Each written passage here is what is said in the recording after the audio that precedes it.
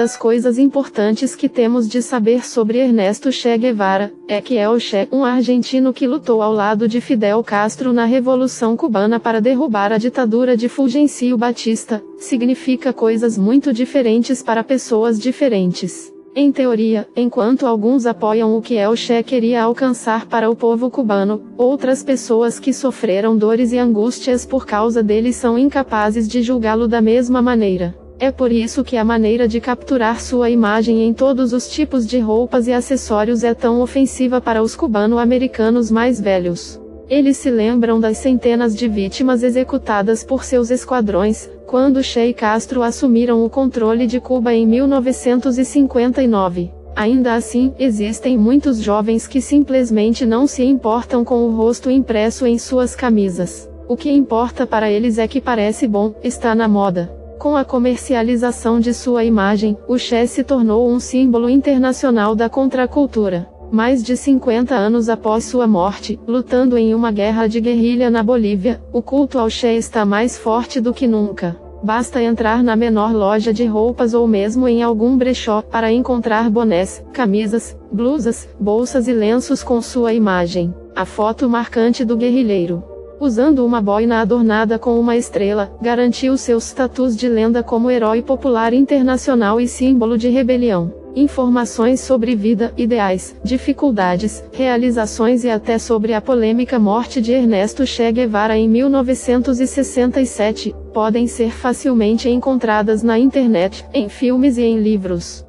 O jovem Ernesto Guevara Lacerna, Fuser, furibundo Serna, pelo seu ímpeto no campo S-Rugby, para os amigos era alguém que estava destinado a uma bela e confortável vida burguesa. Ia se formar como médico e namorava a filha de um latifundiário importante. Porém a viagem de motocicleta com seu melhor amigo, fez ele descobrir, como aconteceu com Siddhartha na obra de Germaine, um mundo, fora de sua bolha, cheio de dor, miséria, sofrimentos e injustiça.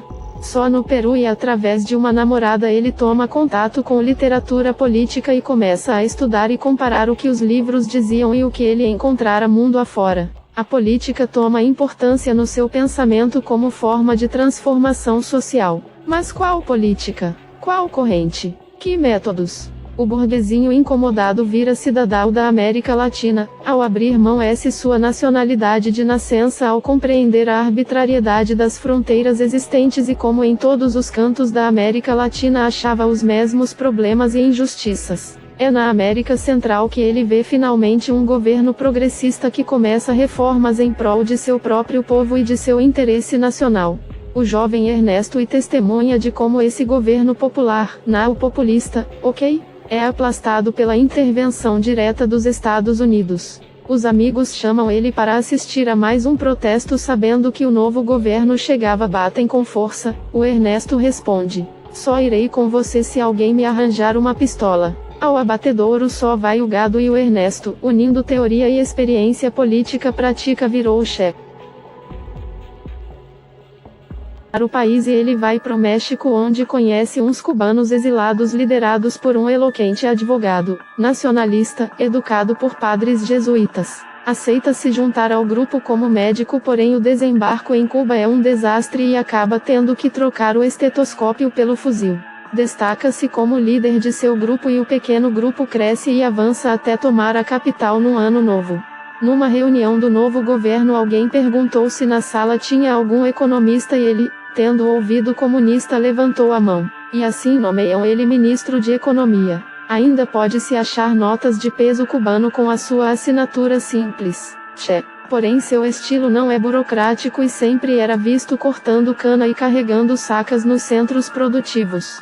Entende, pelo seu espírito inquieto, que ama o sítio onde há necessidade de mais luta armada, pois ele já sabe que no assim se conquista e se garante uma revolução. Vai junto com o destacamento cubano em apoio ao governo da Angola e consegue impedir a invasão sul-africana e começar neles a crise que acabaria com o regime racista do apartheid. Ao ver como os Estados Unidos estão perdendo a guerra no Vietnã, entende a necessidade de criar 10.000 Vietnãs. e escolhido o sudeste boliviano, proximidade com outros países, debilidade militar boliviana como o local propício para iniciar uma guerrilha que consiga espalhar a revolução no continente sul-americano. O Partido Comunista Boliviano não apoia o projeto, predominava neles a escolha da tática eleitoralista sobre a luta armada, e uma delação temprana permite o governo boliviano descobrir o reduzido grupo inicial quando ainda estavam montando as estruturas básicas e recebendo os primeiros voluntários, apenas treinados.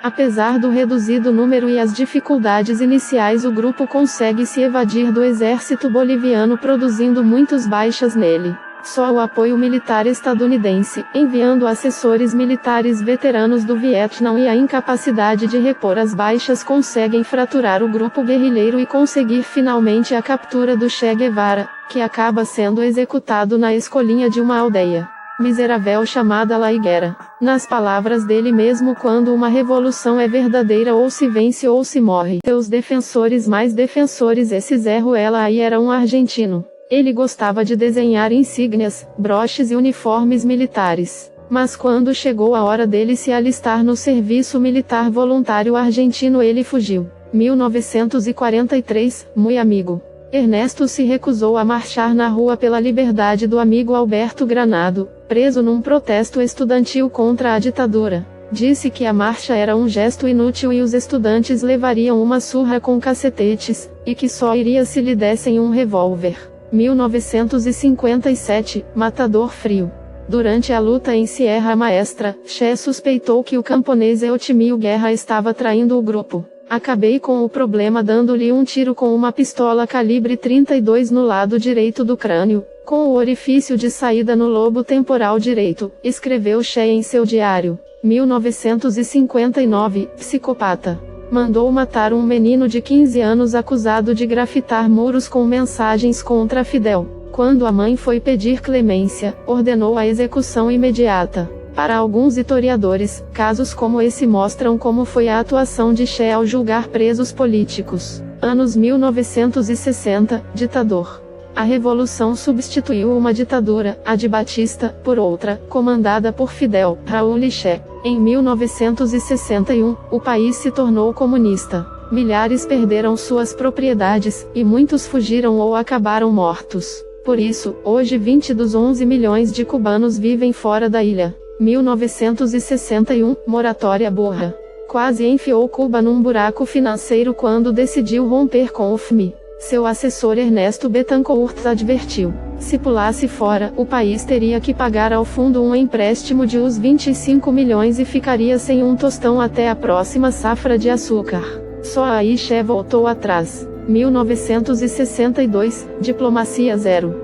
No auge da Guerra Fria, via os EUA como inimigos. E a URSS também. Criticou publicamente os russos por não apoiarem a industrialização da ilha. Chegou a acusá-los de cúmplices dos americanos. A maior ofensa que os soviéticos poderiam ouvir. 1962, estratégia suicida. A URSS instalou mísseis na ilha, apontados para o território americano. Os EUA exigiram a retirada, e o mundo ficou à beira de uma guerra nuclear. Os soviéticos voltam atrás. Fidel aprovou, mas Guevara não. Queria os mísseis lá, custasse o que custasse. 1962, suicida mesmo. Defendeu a guerra nuclear dizendo que ela era necessária. Foi um pouco de excesso de oratória, talvez dentro da tradição latina de exagerar, diz John Leigh Anderson. Ok. Che cresceu numa época apocalíptica, em que o assunto bomba atômica era banal, mas exagerou mesmo. 1962, plano furado. Guevara enviou o jornalista argentino Jorge Mazetti, que o havia entrevistado na Sierra Maestra, para formar uma base guerrilheira na Argentina. A missão era preparar o terreno para que Che então assumisse o comando, mas o grupo foi liquidado pelo governo argentino. 1967, morte patética.